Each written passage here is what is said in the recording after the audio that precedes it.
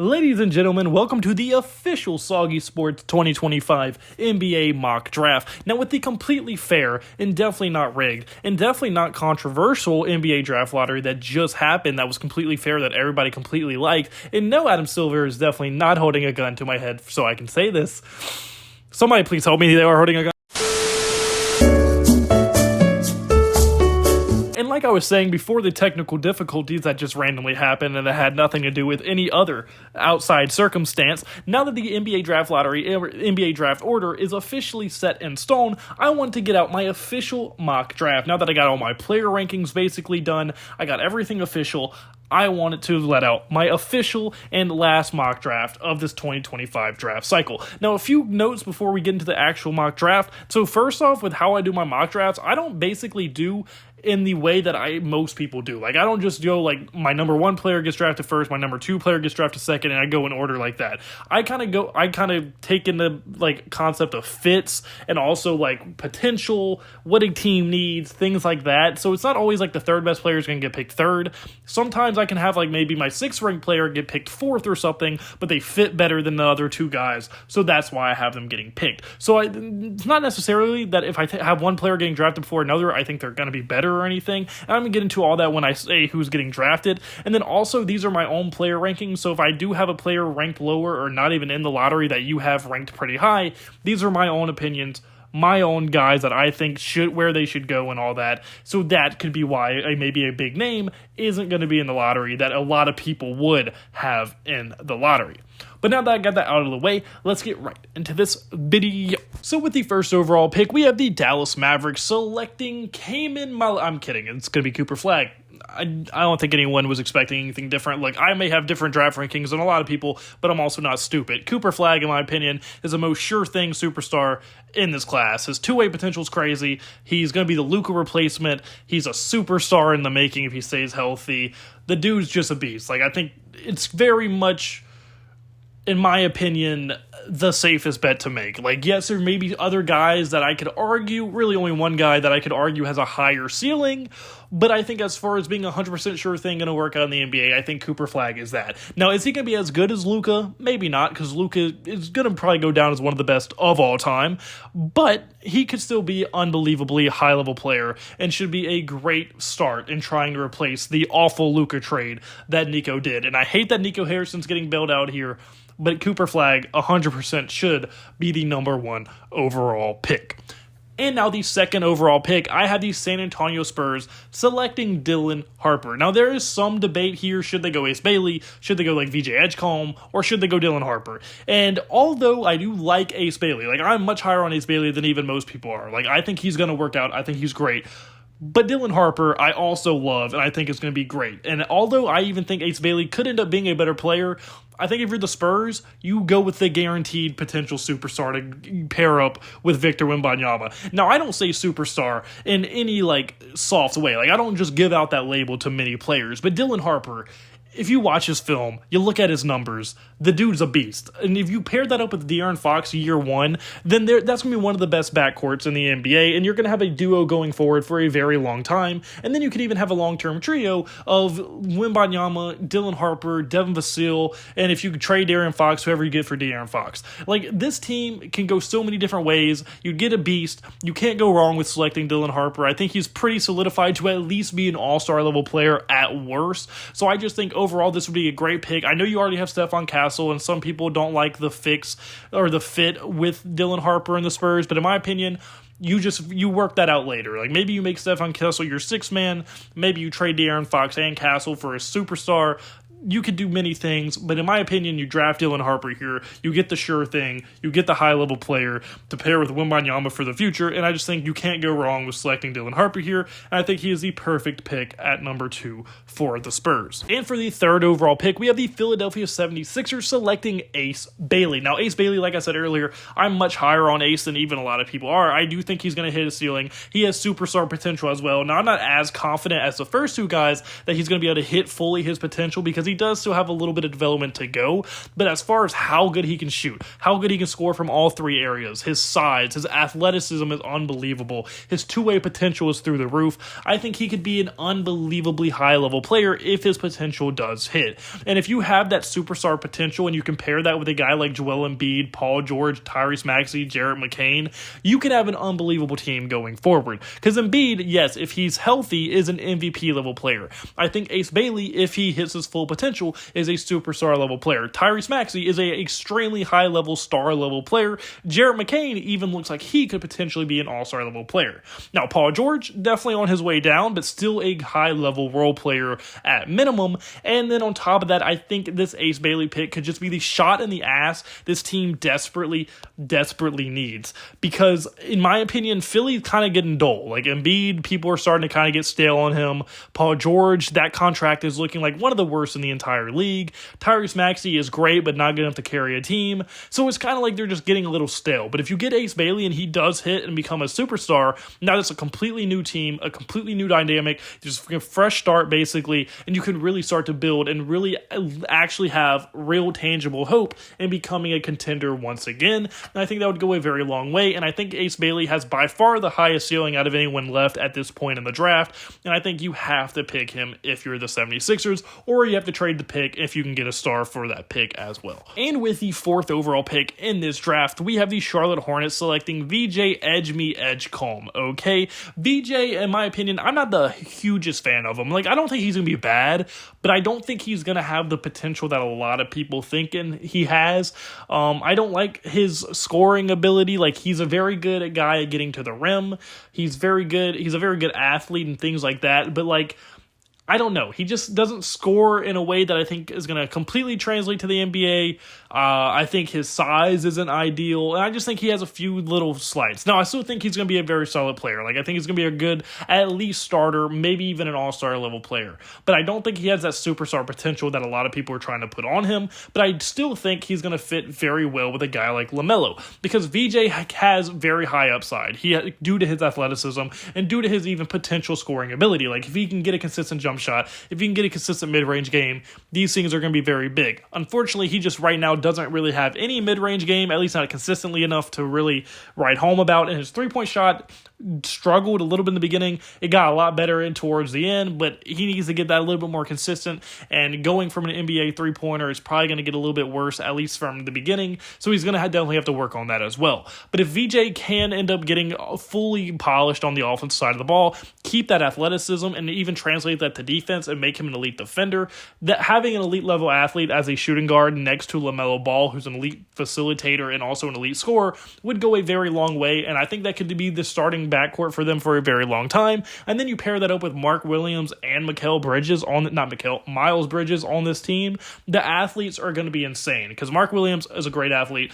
Miles Bridges is a great athlete. And then VJ Edgecombe as well would be a great athlete. And then you have a starting lineup of LaMelo, VJ, Brandon Miller, Miles, and Mark Williams. That is a very fun starting five. A starting five that can go a long way, and even in the future, maybe even become a legit high-level playoff team as well. So I think the future would be very bright. I think the games would be very fun with that starting lineup. And just overall, I think the Charlotte Hornets should go with VJ Edgecombe, number 4 overall. And with the 5th overall pick, it's with one of the teams you have to feel bad for, the Utah Jazz. One of the worst records in the league, and you're selecting 5th overall. Not ideal, but I still think you can get a good player, and I have them selecting Adu Thiero. Now, first of all, I'm sorry if I butchered his name. I don't really care how you pronounce the names. But Adu Thiero, in my opinion, is one of the more underrated guys in this class, and probably am higher on him than most people as well. And although he may not be the superstar guy you wanted if you're the Utah Jazz, he's going to be a player that's going to make your team good eventually, because he's an unbelievable athlete, probably one of the best athletes in this class.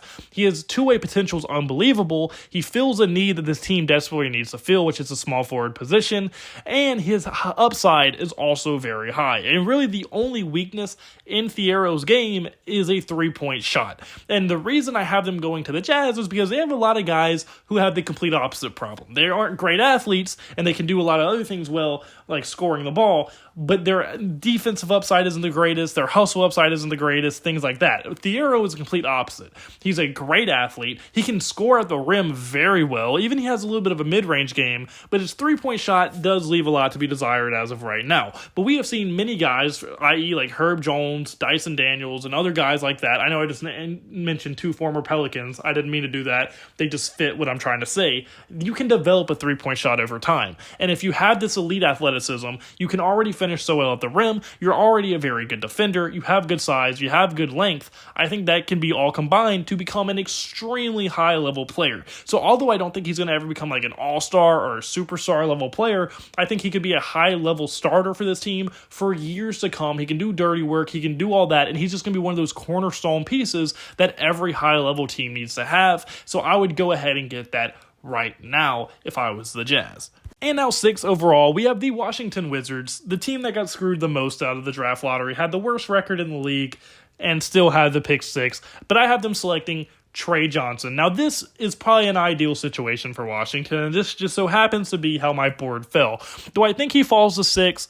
Probably not in real life. But I do think, fit-wise and how I have it going, he would fall here. And Trey Johnson would be a perfect pick for the Wizards. Now, I know they already have Jordan Poole, and they would be a very weird fit together. But this is assuming they're going to end up trading Jordan Poole. Because in my opinion, Poole should not be your starting shooting guard on a team that desperately needs upside. Look, Poole is a great player, very solid, but I think he's better suited playing on an already contending level team than he is on a bad team trying to develop. Because I think Poole is what he is. He's not going to be an all-star or anything like super big. He's not going to be good enough to be the second or best player on a playoff level team, at least not a high level one. So I think you need to nip that in the bud now, trade him, get ahead of it while you can still get a lot for him. A contender would give you a lot to get a guy like Jordan Poole. And that's why I have like Trey Johnson here, who I think has legit star upside. Could be a great duo with Alex Sarr. Trey Johnson is one of the better pure scorers in the entire draft. He's a very good athlete. Like I said, star potential, and in my opinion, is just too good to pass up with the 6th overall pick. He's by far the highest upside left in this class at this point. His scoring ability is insane. His shooting ability is insane. And like I said, if he just pairs that up with Alex Sarr, the floor spacing on this roster is going to be otherworldly. You get a legit foundation starting to be laid. Trey Johnson, Alex Sarr, Keontae George, Bub Carrington, Tristan Vucevic. Like, you're getting a legit foundation. You're starting to build up, and you can actually start building something here, especially if you get a guy at the level of play as Trey Johnson. And with the 6th overall pick, this is the closest thing to a high-level potential star you're going to find in almost any class. And now 7th overall, we have the New Orleans Pelicans selecting Noah Asangwe. Now, Noah Asangwe is a very, very fun prospect. Now, I don't love him, but I also like him. Like, I think he's going to be a very solid player. I think he fits with what the Pelicans need, in that they need a needed, skilled big man to put alongside Zion Williamson. Right now, they have Yves Missi as literally the only center on this roster, and he doesn't fit with Zion even in the slightest. Zion is a guy who lives in the paint, and that's okay, because he is literally one of the top 3 most dominant paint presence in the entire league when he is healthy. But having a guy like Yves Missi in the paint at all times, who no defender is ever going to respect that anywhere but a alley-oop, is a problem.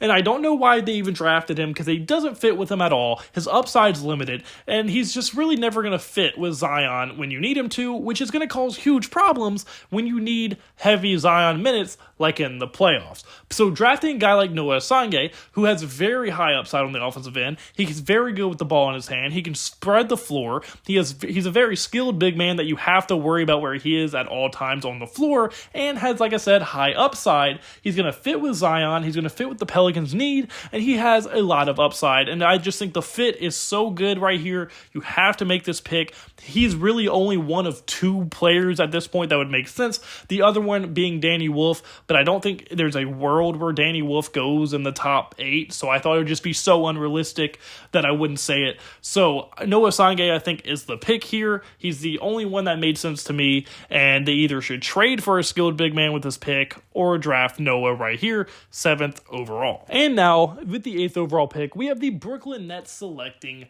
Jeremiah Fears. Okay, no need to fear. Jeremiah is here, okay? I think he is a very good pick. Now, once again, not as high as some people. Some people think he's a star.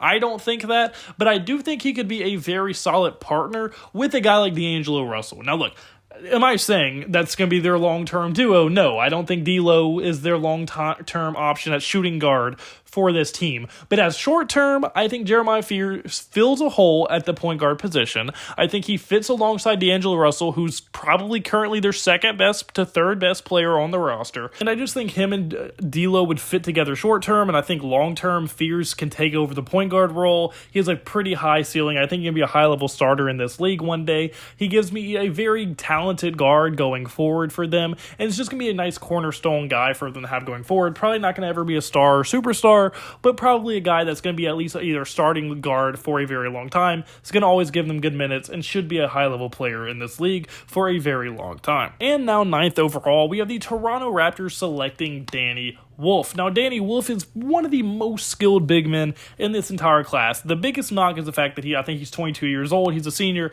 so people don't like that. But outside of his age, there's almost no holes in his game. He's a damn athletic guy. He's 7 foot tall. His skill as a big man is unbelievable. He hits step back threes, 3-pointers all the time. He's a great shooter. He can shoot mid-range. He can shoot the turnaround. He rebounds very well. He can dominate the paint when he needs to. He can still protect the rim due to his size. He fills a hole that the Toronto Raptors desperately need to be filled. And I just think overall, he is probably, in my opinion, the best true center in this entire class. I think Danny Wolf is going to be the best center out of this class. Just overall, I think he's a beast. I think he's going to be a great player. And I think with the Toronto Raptors desperately needing a center, this is the guy they should go with. Now, I know they have Ulrich Kamchi, and I love Ulrich Kamchi. I know they have Jakob Poeltl, but you cannot pass up on a guy like this. Danny Wolf, very high ceiling, very solid player. I see him being a just steal of a class type deal. Now, this is probably a lot higher than even most people have him. Most people probably have him going like right after the lottery, mid-first round. I think Danny Wolf's a lottery guy. I love him, and I think the Toronto Raptors would be getting a great player 9th overall with Danny Wolf. And now moving to the 10th overall pick, we have the Houston Rockets selecting Yaxel Lindenberg. Now look, Yaxel Lindenberg, in my opinion, is once again one of the steals of this class. I love him. I think he's going to be an absolute beast. He's a great athlete. He has great size. His strength is good. He can rebound the hell out of the ball. He can score the hell out of the ball at all 3 levels. His position and his size give him the ability to really guard the 1 through 5. He's unbelievably switchable. He's NBA ready, which is so important for the Houston Rockets because the Houston Rockets have so many high-level young guys and so many high-level players on their roster that really drafting a rookie is going to be very hard to find a guy who's going to be able to contribute at least anytime soon. I think Yaxel Lindenberg is the most NBA-ready guy that's left here. I think he has a super high ceiling. I think he can legit be a huge needle mover for this team going forward, and he may never be a star or anything, but he's going to be a high-level player. I think he can contribute right away. He's NBA ready. I just think overall, this would be the guy they pick. Now, realistically, I think Houston should probably trade the pick to get a veteran, like package the pick with a good player or that's already on their roster and try to get a high-level player that can help them immediately. But if you're going to use the pick, I would use it on Yaxel Lindenberg if I was them. And now with the 11th overall pick, I have the Portland Trailblazers selecting Cedric Coward. Now, Cedric Coward is a very solid guy. He's a power forward out of like Eastern Washington, and the biggest reason he doesn't have a lot of buzz around his name, at least not as much as he deserves, he's getting a ton since he joined the draft combine, but he would be much higher on a lot of people's boards already if he didn't get injured in his last year playing. But Cedric Coward, when you watch him play, he can score at all 3 levels. He's a very good athlete. He has great NBA size. His athleticism, like I said, very solid, 2-way guy. He can score everywhere from his position. He can guard 1 through 4. He's just an overall guy that you really want to have, and I think the Portland Trailblazers are going to need a guy like that. They already have all the potential they need. Shadion Sharp's potential's through the roof. Scoot Henderson's potential's through the roof. They have Anfernee Simons still on the roster. They have a ton of young guys that have pretty high ceilings, and I think they need a guy that's maybe not a superstar or star-level player, but a guy that's going to be a very solid starter, knows what to play his role, can play his role, and can do it at a very high level. And that's exactly what Cedric Howard's going to be able to do for them. So although he won't be the super flashy, high potential pick, I think he would be the correct pick long term for them. I just think overall he would be an amazing pick for the Blazers right here. And now 12th overall, we have the Chicago Bulls selecting Igor Demon. Now Igor is a very intriguing player. I think he's at 6'9", basically a guard. He does fill a hole that the Chicago Bulls have, and that's a more small forward. And I would have him playing as a small forward. I wouldn't have him playing as a point guard, obviously, due to the fact they already have Lonzo and Josh Giddey on the roster. And I hope, by God, one of them, probably Lonzo Ball, is traded by the time the season starts, because there's no world where they're going to work. But I do think Igor Demon, with his athleticism, with his two-way ability, with the fact that he is a pretty solid scorer, now his efficiencies need to get up there, but his scoring definitely has a very long way to develop, and that is a good thing. Like, he can develop very nicely and become a very good two-way player with great size, and you pair that with Josh Giddey, who has great size, Mattis Bezelis, who has great size. I think you could be really cooking with something there, and hopefully in the future they can develop and all work out to be very nice players together. Now Igor is going to be a little bit more of a project, and I think that's perfect for Chicago, because Chicago isn't really ready to contend in any way, shape, or form. You have to develop your guys like Mattis real quick. You can't just expect to be contending right away. I think they're better off probably being worse, or getting worse before they get better type thing with the Chicago Bulls. So I think with Igor here, he's going to be at least have time to develop. He's going to have time for that project to really work out. And I think if they can all mesh together, develop together, they could legit have a trio going forward of a very nice thing and nice foundation by the time they are truly ready to contend once again. And for pick 13, we have the Atlanta Hawks selecting Kasparas Giannakis. Now, Kasparas, is a good scorer, a very good scorer, but I think he's going to be a guy off of the Hawks bench more than anything, because although the Hawks love to draft a guard, they seem to never keep them. Like, they drafted Kobe Buffkin, Seth Lundy, a few other guys as well, and it seems to never work out for whatever reason. I think Kasparas would be a good scorer off their bench that they do need. They need scoring off their bench. Kasparas would be exactly that. A very good offensive guy, needs to develop more like physically and defensively. He doesn't have the athletic traits that some of the other guys have, but he is a scorer. He can give you a bucket anytime he's in the game, and that's exactly what they would want to use him for.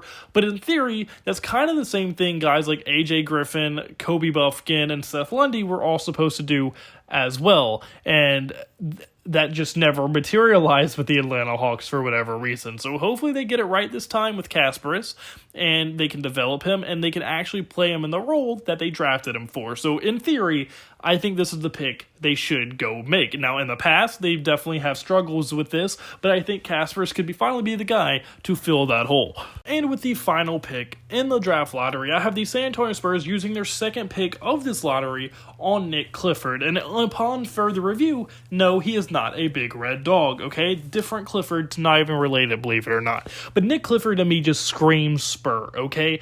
He fills a depth need that they desperately have, which is at the small forward position. Nick Clifford's one of my favorite players in this entire draft. Now, once again, I don't think he's going to be a star or anything, but an unbelievably high-level role player. He does all the little things correctly. He can score from all three levels. His two-way potential is very good. He's NBA ready right now. He's a skilled guy that's going to pair with Wembanyama very well. He's not going to get in anybody's way. He's going to fill in nicely, and he is just a Spur through and through. I think Nick Clifford is a great player, and he's going to be a great player no matter where he goes. And I think with the San Antonio Spurs, he would fit here almost perfectly and would be a guy that can probably contribute from day one due to him being having a lot of experience on the college level. I just think overall, this would be a home run pick if you are the San Antonio Spurs. But unfortunately, guys, that's my first video. So comment below. Do you agree with me? Do you agree with me on the mock draft? Do you think I have certain players too high, too low? Where do you have certain players? Who do you think should draft who? I want to hear your thoughts in the comment section below. It means the absolute word to me. And I hope you have a blessed day, because I had a blessed day, so you need a blessed day. All glory to God. See you in the next video. Goodbye. Boo. Blah.